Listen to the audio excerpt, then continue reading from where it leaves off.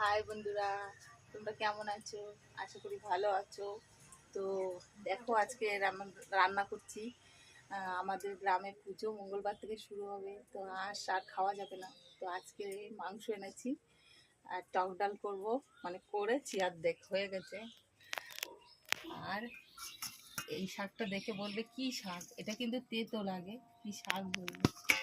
আলু দিয়ে ভাজা হবে, মাংস বাদ হচ্ছে।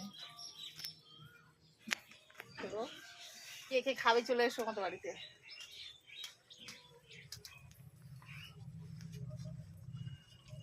Bye bye.